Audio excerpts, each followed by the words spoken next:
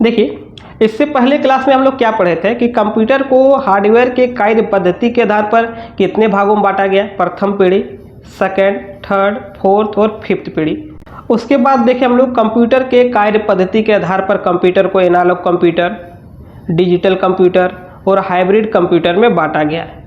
आज हम लोग देखेंगे आकार के आधार पर कंप्यूटर का वर्गीकरण। देखिए, मेन फ्रेम कंप्यूटर, सबसे पहले देखिए मेन फ्रेम कंप्यूटर। इस कंप्यूटर का आकार काफ़ी बड़ा होता है। जो मेन फ्रेम कंप्यूटर है ना, इसका आकार काफ़ी बड़ा होता है। स्टोरेज क्षमता, डाटा स्टोरेज क्षमता अधिक, यानी कि स्पेस बहुत ज़्यादा होता है। डाटा प्रोसेस करने की क्षमता भी स्पीड होती है, तीव्र होती है। प्रोसेस का क्या अर्थ है समझिए। मान लीजिए आपके पास जो मोबाइल है उसमें 2 GB रैम है। कितना है? 2 GB रैम है और इसमें एप्लीकेशन भरा पड़ा है।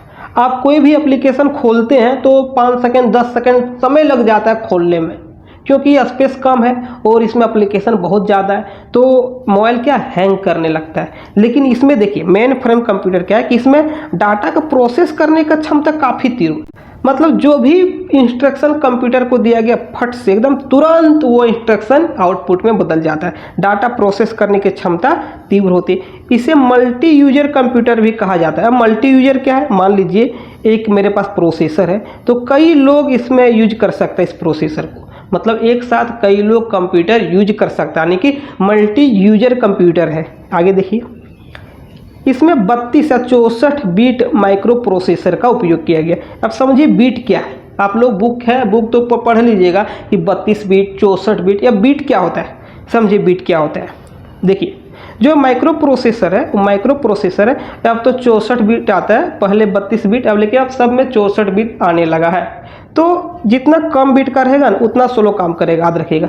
जितना कम बीट का रहेगा, यदि 32 बीट है तो स्लो काम करेगा, 64 बीट है तो फास्ट काम करेगा, यदि 16 बीट है तो और स्लो काम करेगा, या 8 बीट है तो और स्लो काम करेगा। यानी कि जितना ज़्यादा बीट होगा ना उतना अधिक कंप्यूटर फास्ट काम करेगा, याद रखिएगा। तो ये जो कंप्यूटर है 32 और 64 बीट माइक्रो प्रोसेसर का प्रयोग किया जाता है। अब देखिए, इस प्रकार के कंप्यूटर में टाइम शेयरिंग, देखिए यहाँ पर टाइम शेयरिंग तथा मल्टी प्रोग्रामिंग ऑपरेटिंग सिस्टम का प्रयोग किया जाता है। टाइम शेयरिंग, अब टाइम शेयरिंग क्या होता है ध्यान से समझिए। मान लीजिए मेरे पास एक CPU है। CPU आप सभी को बताएं फर्स्ट क्लास में, ये CPU है और यहाँ पर 1 2 3 4 लोग कंप्यूटर यूज कर रहे हैं।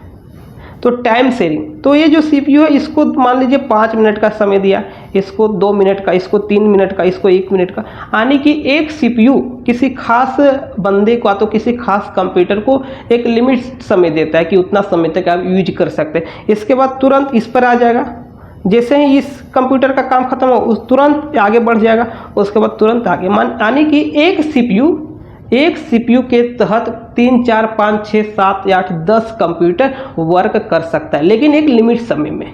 मतलब यदि किसी को 2 मिनट समय दिया तो 2 मिनट के बाद तुरंत जस्ट आगे बढ़ जाएगा। आगे हम लोग देखते हैं मल्टी प्रोग्रामिंग ऑपरेटिंग सिस्टम, यानी कि इसमें एक बार कंप्यूटर में ओपन किए तो एक प्रोग्राम नहीं, काफ़ी प्रोग्राम इसमें ओपन कर सकते हैं। MS वर्ड कर लीजिए, एक्सेल कर लीजिए, पावर पॉइंट कर लीजिए, आप पेंट ओपन कर लीजिए, यानी कि इंटरनेट चलाइए, एक साथ कई प्रोग्राम इसमें ओपन कर सकते हैं। तो ये हुआ मेन फ्रेम कंप्यूटर। आगे हम लोग देखते हैं। अब देखिए एम्बेडेड कंप्यूटर। एम्बेडेड कंप्यूटर क्या होता है? मान लीजिए आपके घर वॉशिंग मशीन है, फ्रिज है। सपोज आपके घर में वॉशिंग मशीन है, फ्रिज है, तो फ्रिज में वॉशिंग मशीन में एक खास प्रकार का डिजाइन किया गया मशीन रहता है, यानी कि खास प्रकार का कंप्यूटर रहता है जिसके माध्यम से वॉशिंग मशीन वर्क करता है, फ्रिज वर्क करता है। यानी कि वैसा कंप्यूटर जो किसी खास उपकरण को चलाने के लिए बनाया गया है, यानी कि यदि वॉशिंग मशीन है तो इसमें एक खास प्रकार का कंप्यूटर उपयोग किया गया, तो वो कंप्यूटर इसी को चलाएगा। ऐसा नहीं कि इसमें जो कंप्यूटर उपयोग हुआ है फ्रिज में वही यूज होगा, टीवी में वही यूज होगा, नहीं। ऐसा कंप्यूटर जो किसी खास उपकरण को चलाने के लिए डिजाइन किया गया है उसको एम्बेडेड कंप्यूटर कहते हैं। और एक बात आप सभी को बता दें, इसका MCQ सॉल्व करने के लिए आप अरिहंत का बुक या तो परीक्षा मंथन का बुक ले सकते हैं। कंप्यूटर में अरिहंत का बुक ले सकते हैं या तो परीक्षा मंथन का बुक ले सकते हैं। अरिहंत लेते हैं तो उसमें काफ़ी MCQ मिल जाएगा, आप सभी MCQ को बनाइएगा, समझ में आएगा। तो अरिहंत यदि होगा तो ले लीजिएगा, इसमें ज़्यादा MCQ रहता है। आगे देखिए माइक्रो कंप्यूटर। अभी देखें मेन फ्रेम, मिनी, एम्बेडेड, अब देखेंगे माइक्रो कंप्यूटर। जब सीपीयू में माइक्रो प्रोसेसर का प्रयोग होने लगा तो वर्ष 1970 में आईबीएम द्वारा इस कंप्यूटर का विकास किया गया। एक बात समझिए, क्या बोला गया कि माइक्रो प्रोसेसर, फोर्थ पीढ़ी, याद रखिएगा माइक्रो प्रोसेसर किस पीढ़ी में आया था, फोर्थ पीढ़ी के कंप्यूटर में। तो जब माइक्रो प्रोसेसर का प्रयोग होने लगा तो 1970 में आईबीएम एक कंपनी है, इंटरनेशनल बिजनेस मशीन, याद रखिएगा इंटरनेशनल बिजनेस मशीन, इस कंपनी के द्वारा माइक्रो कंप्यूटर का विकास किया गया। और इस कंप्यूटर में 8 बीट 16 या 32 8 16 32 64 बीट माइक्रो प्रोसेसर का प्रयोग हुआ था। तो अभी आप सभी को बताएं कि बीट की संख्या जितना ज़्यादा होगा, 8 होगा तो 16 करेगा, 16 रहेगा तो थोड़ा सा फास्ट काम करेगा, 32 रहा तो 16 से ज़्यादा फास्ट काम करेगा, 32 रहा तो थोड़ा सा और फास्ट, 64 रहा तो बहुत फास्ट कंप्यूटर वर्क करेगा। आगे हम लोग देखते हैं, देखिए, और जो माइक्रो कंप्यूटर का उदाहरण है तो आप सभी जो भी लेटेस्ट देखते हैं, लैपटॉप होगा, डेस्कटॉप होगा, पर्सनल कंप्यूटर है, नोटबुक कंप्यूटर है, तो ये सभी जो है एक प्रकार का माइक्रो कंप्यूटर है। तो पूछेगा एग्जाम में कि आपके पास पीसी पर्सनल कंप्यूटर है तो किस प्रकार का कंप्यूटर का उदाहरण है, तो माइक्रो कंप्यूटर। लैपटॉप किस प्रकार का है, तो माइक्रो कंप्यूटर। देखिए इसका उदाहरण डेस्कटॉप कंप्यूटर, डेस्कटॉप यानी कि जो भी आप किसी दुकान में जाते हैं ना, या तो कोई मॉल में जाते हैं, बैंक में जाते हैं, तो अधिकतर डेस्कटॉप कंप्यूटर देखने को मिलेगा। पर्सनल कंप्यूटर पीसी, लैपटॉप, देखिए लैपटॉप आप जो नॉर्मल सब जगह देखते ही होंगे। उसके बाद नोटबुक कंप्यूटर, टैबलेट, स्मार्टफोन, ये सभी माइक्रो कंप्यूटर के उदाहरण है। स्मार्टफोन भी माइक्रो कंप्यूटर का एग्जाम्पल है। आगे हम लोग देखते हैं पर्सनल कंप्यूटर। देखिए इसे डेस्कटॉप कंप्यूटर भी कहा जाता है। डेस्कटॉप कंप्यूटर कहिए या तो पीसी कहिए, एक ही बात है। डेस्कटॉप कहिए या तो पीसी कहिए, पीसी यानी कि पर्सनल कंप्यूटर, पर्सनल कंप्यूटर इसको शॉर्ट में पीसी कहते हैं। इसे डेस्कटॉप कंप्यूटर भी कहा जाता है। आजकल ज़्यादातर प्रयोग इसी कंप्यूटर का हो रहा है, ज़्यादातर प्रयोग जो हो रहा है पीसी का ही हो रहा है। वास्तव में यह एक पीसी है, पीसी यानी कि पर्सनल कंप्यूटर। देखिए पीसी निर्माता कंपनी कुछ ब्रांड है, जैसे आईबीएम है, इंटरनेशनल बिजनेस मशीन, लोनोवा है, एप्पल है, कॉम्पैक है, डेल, एचईसी, एचसीएल आदि, ये सभी ब्रांड है जो पीसी का निर्माण करती है। अब देखिए सुपर कंप्यूटर, यहाँ से एक क्वेश्चन पूछा जाएगा, ध्यान से देखिए अत्यधिक तीव्र प्रोसेसिंग, यानी कि इसका जो प्रोसेस करने का स्पीड है, शक्ति है, बहुत ही ज़्यादा है। विशाल भंडारण क्षमता और इसका स्टोरेज भी काफ़ी ज़्यादा है। इस कंप्यूटर को क्या कहा गया, सुपर कंप्यूटर। और इस कंप्यूटर में एक साथ कई उपयोगकर्ता काम कर सकते हैं, यानी कि एक कंप्यूटर में कई लोग काम कर सकते हैं। एक कंप्यूटर है तो बहुत कोई इसमें काम कर सकता है, इसलिए इसे मल्टी यूजर कंप्यूटर कहा गया। सुपर कंप्यूटर को मल्टी यूजर, यानी कि एक से अधिक यूजर इसमें काम कर सकता है।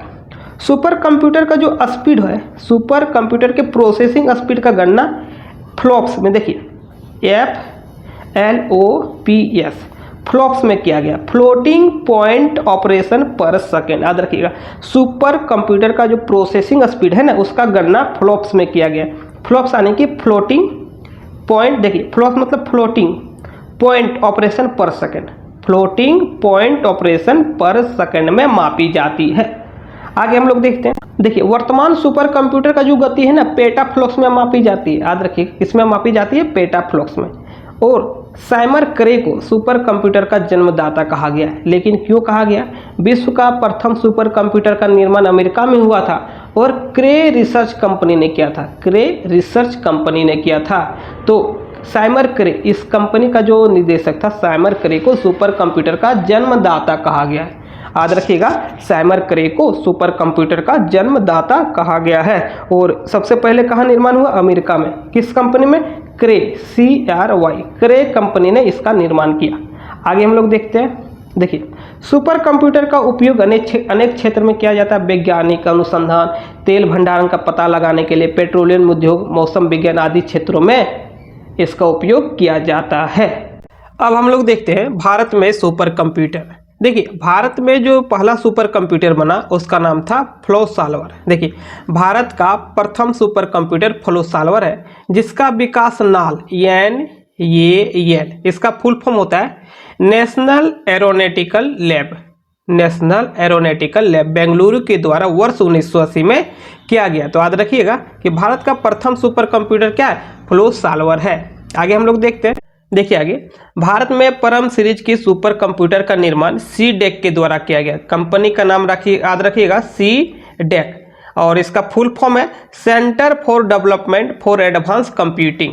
सीडेक के द्वारा किया गया, याद रखिएगा किसका निर्माण, परम सीरीज सुपर कंप्यूटर का निर्माण सीडेक कंपनी के द्वारा किया गया, और सीडेक कंपनी का फुल फॉर्म है centre for development for advance computing, और ये जो कंपनी है पुणे की कंपनी है। आगे हम लोग देखते हैं। देखिए, सीडेक द्वारा जो विकसित किया गया पहला सुपर कंप्यूटर था परम 8000, परम 8000, जिसका निर्माण 1991 में हुआ। और इस सुपर कंप्यूटर का निर्माण का श्रेय सीडेक कंपनी के जो निदेशक है डॉक्टर विजय भास्कर को जाता है। किससे जाता है, डॉक्टर विजय भास्कर। उस समय 1991 की बात है, तो उस समय जो सीडेक के निदेशक थे डॉक्टर विजय भास्कर।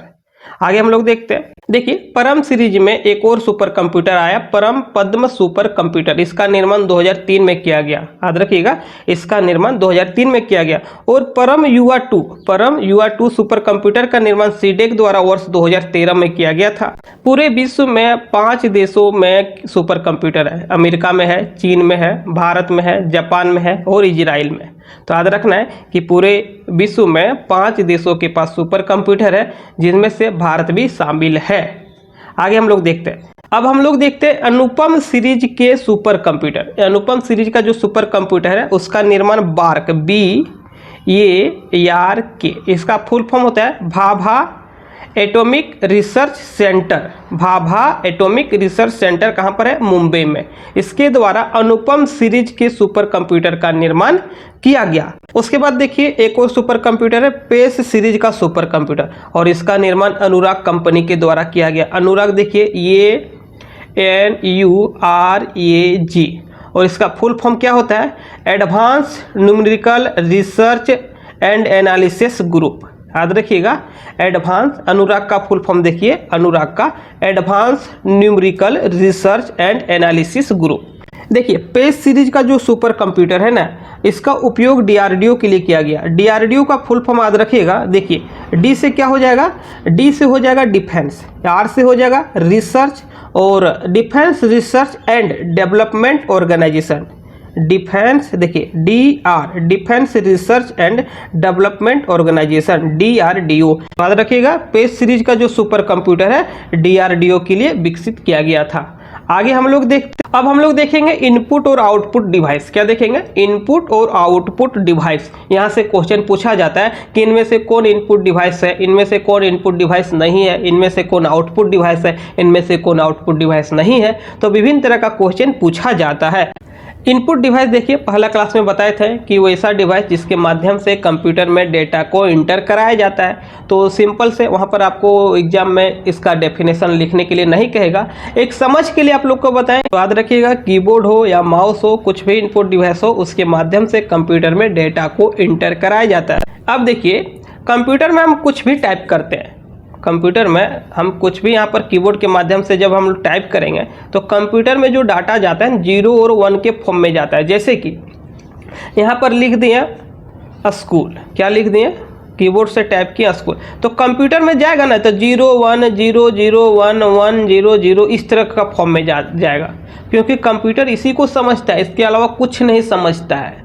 तो याद रखना है, कंप्यूटर में जो डाटा जाता है बाइनरी नंबर में जाता है, 0 और 1 को बाइनरी नंबर कहते हैं। यहाँ से क्वेश्चन पूछा जाएगा कि इनमें से कौन बाइनरी नंबर है, तो याद रखिएगा 0 और 1 क्या है, बाइनरी नंबर है। देखिए, कुछ इनपुट डिवाइस का नाम है, इसे आपको हर हालत में याद रखना है, क्योंकि यहाँ से क्वेश्चन पूछा जाएगा कि इनमें से कौन इनपुट डिवाइस नहीं है, तो इनमें से कौन इनपुट डिवाइस है। तो पहला देखिए कीबोर्ड, पहला क्या है, कीबोर्ड।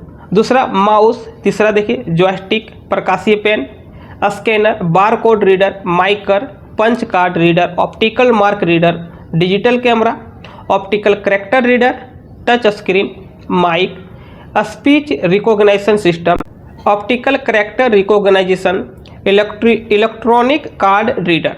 तो यहाँ पर जितना भी इनपुट डिवाइस का नाम लिखा गया है, सभी नाम को आपको याद रखना है। और यहाँ से बहुत क्वेश्चन भी पूछा जाता है कि 4 ऑप्शन दे दिया, पूछेगा इनमें से कौन इनपुट डिवाइस नहीं है, तो 3 इनपुट डिवाइस का नाम रहेगा, 1 आउटपुट का रहेगा। तो जितना भी है सभी को याद रखिएगा। तो यहाँ पर जितना भी इनपुट डिवाइस है उन सभी में सबसे प्रचलित जो इनपुट डिवाइस है कीबोर्ड। कीबोर्ड के बारे में थोड़ा जान लेते हैं। यहाँ पर देखिए एक कीबोर्ड है। कीबोर्ड बहुत ही इंपॉर्टेंट एक इनपुट डिवाइस है कंप्यूटर के लिए। तो यहाँ पर बहुत सारा की देख रहे होंगे, इन्हीं की के बारे में हम लोग देखेंगे। तो सबसे पहले देखिए ऊपर वाला, इसको फंक्शन बटन कहते हैं। क्या कहते हैं? फंक्शन बटन कहते हैं। F1 F2 F3 से लेकर F12 तक। इसको बैक स्पेस कहते हैं, यानी कि जो भी टेक्स्ट आपका लैपटॉप में डेस्कटॉप पर लिखा गया है उसको इरेज करने का काम ये करता है। उसके बाद इधर देखिए यहाँ पर एक बटन दिख रहा होगा, कैप्स लॉक। इस बटन का क्या काम है? यदि आप कैपिटल में लिखना चाहते हैं, कैपिटल ABCD में, तो इसको ऑन कर दीजिए, कैप्स लॉक को ऑन कर दीजिए। यदि आप स्मॉल में लिखना चाहते हैं तो इसको ऑफ कर दीजिए। इसके बाद देखिए शिफ्ट है, कंट्रोल है, विंडोज है, अल्ट है। तो फिर से देखिए इसको शिफ्ट बटन कहते हैं, कंट्रोल कहते हैं, अल्ट कहते हैं। और ये तीनों बटन को मॉडिफायर बटन कहते हैं। याद रखिएगा, शिफ्ट, कंट्रोल और अल्ट को मॉडिफायर बटन कहते हैं। कीबोर्ड का सबसे बड़ा बटन है स्पेस बार, इसको कहते हैं स्पेस बार। अब आगे देखिए एक बटन आप लोग को हम दिखाते हैं। देखिए नम लॉक। यदि हम नम लॉक को ऑन कर दें, देखिए यहाँ पर लाइट जल रहा है वाइट में, और इसको यदि ऑफ कर देते हैं, ऑन करने से क्या होगा ना, नंबर टैप होगा 1 2 3 4 5 6 7 8 9। यहाँ पर यदि ऑन है नम लॉक यदि ऑन है तो नंबर टैप होगा। यदि हम ऑफ कर दिए तो नंबर टैप नहीं होगा, 1 2 3 4 5 नहीं टैप होगा। इसके जगह पर क्या होगा कि पेज अप, पेज डाउन, इस तरह का फंक्शन कार्य करेगा। तो अभी देखें कि नम लॉक का क्या कार्य है। यदि ऑफ कर दिए तो नहीं टैप होगा 1 2 3 4, और ऑन कर दिए तो टैप होना शुरू हो जाएगा। Page up, page down. Page up करेंगे तो कर्सर से पेज ऊपर की ओर बढ़ेगा, और डाउन करेंगे तो नीचे की ओर। आगे देखिए होम। यदि हम कंट्रोल और होम करेंगे ना, कंट्रोल और होम, याद रखिएगा, कंट्रोल के साथ होम बटन प्रेस करेंगे तो सबसे आगे चल जाएंगे, पेज सबसे आगे हो जाएगा। और कंट्रोल एंड करेंगे तो पेज सबसे नीचे हो जाएगा। पैराग्राफ चेंज करने के लिए इंटर बटन है। पैराग्राफ यदि चेंज करना होगा तो इंटर बटन का हम लोग प्रयोग करते हैं। इसको कहते हैं एरो। इससे अप है, डाउन है, लेफ्ट और राइट, याद रखिएगा, इसको कहते हैं एरो बटन। कीबोर्ड जो है बहुत ही प्रचलित इनपुट डिवाइस है। आजकल 104 बटन वाला कीबोर्ड ज़्यादातर प्रयोग होता है। नॉर्मली जो कीबोर्ड आता है ना 104 बटन रहता है। कितना रहता है? 104 बटन। किसी में 5-6 रहता है, लेकिन नॉर्मली 104। और कीबोर्ड में जो सबसे ऊपर में देखिएगा, अभी आप लोग को हम दिखाए हैं तो फिर से एक बार यहाँ पर रिकॉल कर लेते हैं। कीबोर्ड में देखिए इस तरह का जब कीबोर्ड होता है ना, तो सबसे ऊपर में F1 F2 F3 इस तरह F12 तक लिखा होता है। इसे फंक्शन बटन कहते हैं। तो कीबोर्ड में 12 फंक्शन बटन होता है। कीबोर्ड में नम लॉक बटन ऑन रहने से संख्या लिख सकते हैं। यदि नम लॉक बटन ऑफ है तो page up, page down, delete जैसे फंक्शन होते हैं। अभी आप लोग को बताएं कि नम लॉक यदि ऑन है तो संख्या लिख सकते हैं 1 2 3 4 5। यदि नम लॉक बटन ऑफ है तो क्या हो सकता है? पेज अप कर सकते हैं, पेज डाउन कर सकते हैं, डिलीट जैसे फंक्शन कर सकते हैं। चलिए आगे देखते हैं। अभी कुछ देर पहले बताएं कि देखिए शिफ्ट, अल्ट और कंट्रोल को मॉडिफायर कहते हैं। मॉडिफायर मतलब देखिए अकेले ये सब कुछ भी परफॉर्म नहीं कर पाएगा। सिर्फ हम शिफ्ट को प्रेस करेंगे ना तो लैपटॉप के स्क्रीन में या तो कंप्यूटर के स्क्रीन में कुछ परफॉर्म नहीं होगा। अल्ट करेंगे तो कोई काम नहीं करेगा, लेकिन अल्ट के साथ कोई और बटन, शिफ्ट के साथ कोई और बटन प्रेस करेंगे तो उसका जो फंक्शन है वो वर्क करेगा। साथ ही ये भी देखें कि shift, alt, control, shift button, alt button और कंट्रोल बटन, साथ ही विंडोज, ये सभी बटन कीबोर्ड में 2 होते हैं, लेफ्ट और राइट में। सबसे बड़ा बटन होता है स्पेस बार। अभी बताएं, आगे हम लोग देखते हैं। आगे देखिए माउस। माउस भी बहुत ही प्रचलित एक इनपुट डिवाइस है जिसका आविष्कार 1964 में डगलस एंजेल बार्ट ने किया था। आगे हम लोग देखते हैं track ball. Track ball mouse के जैसा ही होता है, लेकिन इसका उपयोग कहाँ होता है? कंप्यूटर की डिजाइन में, कंप्यूटर के मैन्युफैक्चरिंग में। याद रखिएगा, इसका प्रयोग मुख्यतः कैड यानी कि कंप्यूटर एडेड डिजाइन और कैम कंप्यूटर एडेड मैन्युफैक्चरिंग में किया जाता है। आगे हम लोग देखते हैं, यहाँ से क्वेश्चन पूछता है। देखिए जॉयस्टिक, इनमें से कौन सा एक गेमिंग डिवाइस है, यानी कि गेम खेलने के लिए उपयोग में लाया जाता है? तो जॉयस्टिक का उपयोग गेम खेलने में होता है। तो यहाँ से एक क्वेश्चन पूछा जाता है कि जॉयस्टिक का उपयोग किस लिए होता है? तो गेम खेलने के लिए। आगे हम लोग देखते हैं प्रकाशीय पेन, लाइट पेन। देखिए लाइट पेन एक प्रकार का पेंटिंग डिवाइस है। इसका प्रयोग कंप्यूटर के स्क्रीन में लिखने या बार कोड को पढ़ने में किया जाता है। तो प्रकाशीय पेन या तो लाइट पेन का उपयोग किसमें होता है, कंप्यूटर के स्क्रीन में कुछ लिखने के लिए या तो बार कोड को पढ़ने के लिए। अब देखिए स्कैनर, बहुत बार आप लोग स्कैनर का नाम सुने होंगे। कोई भी कंप्यूटर दुकान में आप लोग या तो जहाँ पर जेरोक्स होता है आप लोग गए होंगे, आप लोग कुछ स्कैन भी कराए होंगे। जैसे कि मान लीजिए आपके पास मैट्रिक का सर्टिफिकेट है, तो आप लोग कंप्यूटर दुकान में जाते हैं जहाँ पर प्रिंट करता है तो जेरोक्स करता है, बोलते हैं कि इसका स्कैन कर दीजिए, और स्कैन करके जो सॉफ्ट कॉपी होता है ना आप अपने मोबाइल में या तो पेन ड्राइव में ईमेल आईडी में रख सकते हैं। तो कहने का अर्थ है कि स्कैनर क्या करता है कि जो भी हार्ड कॉपी है उसको सॉफ्ट कॉपी में ट्रांसफ़र कर देता है। देखिए इस इनपुट डिवाइस के माध्यम से टेक्स्ट, तस्वीर, रेखा चित्र को डिजिटल चित्र में परिवर्तित कर मेमोरी में सुरक्षित रखा जाता है। यानी कि जो भी आपके पास हार्ड कॉपी है उसको स्कैन करके कहीं और सेव रख सकते हैं। अब देखिए बार कोड रीडर। देखिए आप लोग यदि मॉल गए होंगे शॉपिंग करने तो कुछ भी सामान लेते हैं। मान लीजिए आप टी शर्ट लिए, जब बिलिंग कराने जाइएगा तो बिलिंग काउंटर में जो आदमी रहता है उस सामान में एक देखिएगा बार कोड लगा रहता है। बार कोड देखिएगा किस तरह होता है, इस तरह से लाइन खींचा रहता है, और जो आदमी रहता है एक टॉर्च जैसा रहता है, उसके हाथ में रेड कलर का लाइट जलाता है और इस पर फोकस मारता है। जैसे ही फोकस मारता है उसके पास इन्फॉर्मेशन आ जाता है कि इस टी शर्ट का कितना प्राइस है।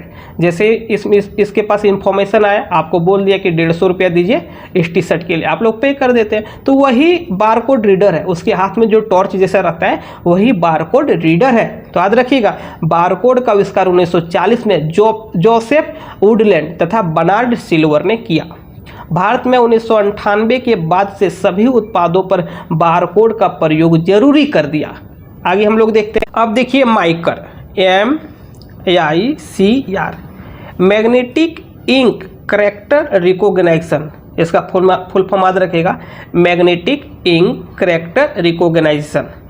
इसमें देखिए इसका उपयोग बैंक में होता है, चेक में ज़्यादातर उपयोग होता है। बैंक का जो चेक होता है ना उसमें माइकर का उपयोग होता है। आप लोग देखे होंगे बैंक का चेक में 1 2 3 4 5 6 7 8 9 और 4 अन्य कैरेक्टर रहता है, जैसे कि कुछ चिन्ह रहता है, स्टार, हच, इस तरह का चिन्ह रहता है। तो ज़्यादातर यूज इसका बैंक में होता है। यहाँ से भी क्वेश्चन पूछा जाता है कि माइकर का उपयोग कहाँ होता है, तो याद रखिएगा बैंक में होता है और खासकर चेक में। देखिए इसमें 0 से लेकर 9 तक का संख्या लिखा रहता है और 4 चिन्ह लिखा होता है। आगे हम लोग देखते हैं ऑप्टिकल मार्क रीडर। इसका उपयोग वस्तुनिष्ठ उत्तर पुस्तिका को जांच करने में, OMR शीट। देखिए ऑप्टिकल मार्क रीडर, तो हम लोग जो भी परीक्षा देने जाते हैं ऑफलाइन में तो वहाँ पर मिलता है हम लोग क्या, OMR शीट, और इसी में हम लोग डार्क करते हैं। और इस जो डार्क क्या है ना, तो एक मशीन उसको स्कैन करता है, यानी कि उसको जांच करता है कि कितना सही है कितना गलत है, तो उसी को कहते हैं ऑप्टिकल मार्क रीडर, उस मशीन को ऑप्टिकल मार्क रीडर। आगे हम लोग देखते हैं वेब कैमरा। ये वेब कैमरा क्या होता है, देखिए आपके पास कंप्यूटर है, तो कंप्यूटर में कैमरा नहीं रहता है। कंप्यूटर में आपका लैपटॉप में तो कैमरा देने लगा, लेकिन आपके पास डेस्कटॉप है तो उसमें कैमरा नहीं रहता है। यदि किसी से वीडियो कॉल करना है तो आपको वेब कैमरा लेना होगा, यानी कि एक कैमरा यहाँ पर लगाना होगा और उस कैमरा को कंप्यूटर से अटैच करना होगा, तब जाके आप वीडियो कॉल कर सकते हैं। तो उसी को कहते हैं वेब कैमरा।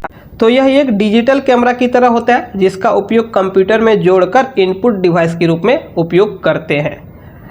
अभी तक देखें हम लोग इनपुट डिवाइस, अब हम लोग देखते हैं आउटपुट डिवाइस। तो जिस प्रकार से बताएं कि इनपुट डिवाइस को आप लोग याद रखिएगा, उसी प्रकार से जितना भी यहाँ आउटपुट डिवाइस है सभी को याद रखना होगा। देखिए आउटपुट डिवाइस को 2 भागों में बांटा गया, ध्यान से समझिए। आउटपुट डिवाइस को 2 भागों में बांटा गया, पहला हार्ड कॉपी आउटपुट और दूसरा soft copy output. Hard copy और सॉफ्ट कॉपी में क्या अंतर है समझिए। यदि आपके पास बुक है तो वो हार्ड कॉपी, यदि आपके पास बुक है तो वो हार्ड कॉपी है, यदि आपके पास PDF है तो सॉफ्ट कॉपी है। तो यही अंतर है हार्ड कॉपी और सॉफ्ट कॉपी में। यदि आपके पास बुक है तो हार्ड कॉपी है, यदि आपके पास PDF है तो वो सॉफ्ट कॉपी है।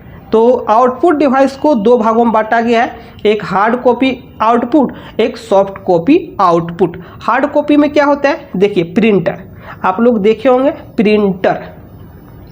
प्रिंटर में क्या करते हैं, आपके पास मान लीजिए PDF है तो हम लोग दुकान जाते हैं, जब दुकान में जाते हैं बोलते हैं इसका प्रिंट कर दीजिए, तो ये A4 साइज में प्रिंट कर देता है, A4 साइज में प्रिंट कर देता है। वो हो गया हार्ड कॉपी। क्या हो गया? Hard copy. लेकिन एक मान लीजिए MS वर्ड में आप कुछ टाइप कर दिए, MS वर्ड में कुछ टाइप कर दिए और उसका PDF बना दिया, तो वो भी आउटपुट हुआ, लेकिन कैसा? सॉफ्ट कॉपी जैसा। तो इसलिए आउटपुट डिवाइस को दो भागों में बांटा गया है, एक सॉफ्ट कॉपी आउटपुट और एक हार्ड कॉपी आउटपुट। या तो एक और एग्जांपल समझिए सॉफ्ट कॉपी का। आप स्क्रीन में कुछ भी लिख दिए, मान लीजिए यहाँ पर लिख दिए सोनू। क्या लिख दिए? सोनू। तो ये क्या है? एक सॉफ्ट कॉपी है। क्या है? सॉफ्ट कॉपी है, क्योंकि आउटपुट दिखाया। मान लीजिए यहाँ पर MP3 प्लेयर चालू कर दिए और स्पीकर से यहाँ पर गाना बज रहा है, तो ये भी क्या है? एक प्रकार का सॉफ्ट आउटपुट है। लेकिन जैसे ही हम किसी प्रिंटर से उसका प्रिंट निकलवा लेते हैं तो हार्ड कॉपी में आ जाता है। देखिए सॉफ्ट कॉपी में मॉनिटर, स्पीकर इसका एग्जांपल, हार्ड कॉपी में प्रिंटर, प्लाउटर क्या है आगे बताएंगे। आगे हम लोग देखते हैं कुछ महत्वपूर्ण आउटपुट डिवाइस, जैसे monitor, printer, plotter, speaker, card reader, tape reader, screen image projector, speaker, headphone. जिस प्रकार से आप लोग इनपुट डिवाइस को याद रखे थे उसी प्रकार से यहाँ पर आउटपुट डिवाइस को याद रखिएगा। इनमें से एक बहुत ही महत्वपूर्ण है प्रिंटर। तो प्रिंटर के बारे में थोड़ा सा जान लेते हैं। देखिए करैक्टर रीडर प्रिंटर, एक प्रिंटर होता है करैक्टर, यानी कि एक बार में एक करैक्टर को प्रिंट करेगा। लाइन प्रिंटर यानी कि एक बार में पूरा लाइन को प्रिंट करेगा। और एक होता है पेज प्रिंटर, इसमें एक बार में पूरा पेज को प्रिंट कर देगा। तो याद रखिएगा करैक्टर प्रिंटर में एक बार में एक ही करैक्टर, लाइन में पूरा लाइन और पेज में पूरा पेज को प्रिंट कर देगा। तो इस वीडियो को आज यहीं रहने देते हैं। अगला जो वीडियो आएगा MS विंडोज पर आएगा। देखिए अगला जो वीडियो आएगा MS विंडोज पर आएगा और यहाँ से क्वेश्चन बहुत ज़्यादा पूछा जाएगा एग्जाम में। MS विंडोज के बाद हम लोग पढ़ेंगे MS ऑफिस और उसके बाद इंटरनेट पढ़ेंगे। तो आज के लिए बस इतना ही, मिलते हैं हम लोग नेक्स्ट वीडियो में। तब तक के लिए थैंक यू।